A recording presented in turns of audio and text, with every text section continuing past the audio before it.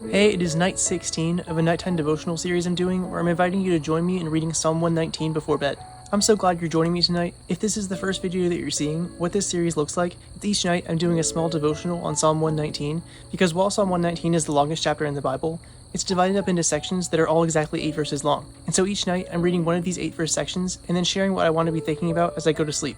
Because reading my Bible at night has become a habit that I really enjoy, and it brings me a lot of peace. And so I wanted to do this video series so that we could all get in this habit together, read some of the Bible at night, and fill our minds with peace and good things as we go to sleep. And so if this is your first time joining me, I'm so glad you are, and if you've already joined me in this series, I'm so glad to have you joining me in these nighttime devotions. And as I say in every video, I'd love to know what you liked about this section tonight. You can let me know in the comments. I've been really enjoying reading those. The 8 verse section that we're reading tonight is the 16th section of Psalm 119, which is verses 121 through 128. Let's read, and then we'll have some reflection time, and I'll share what I want to be thinking about from this section. I have done what is righteous and just. Do not leave me to my oppressors. Ensure your servant's well-being. Do not let the arrogant oppress me. My eyes fail, looking for your salvation, looking for your righteous promise. Deal with your servant according to your love, and teach me your decrees. I am your servant. Give me discernment, that I may understand your statutes. It is time for you to act, Lord. Your law is being broken.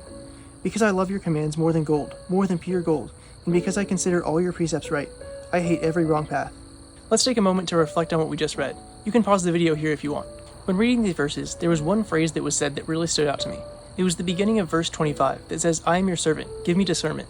And this is David dropping absolute bars right here. And even though it's so short, it's so simple.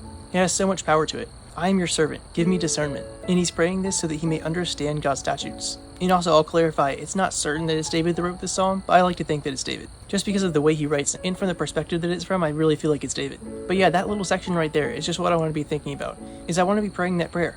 I am your servant, give me discernment. It's a prayer that first starts out with humility, saying that we are God's servant, here to serve, which is exactly the posture that God wants us to have.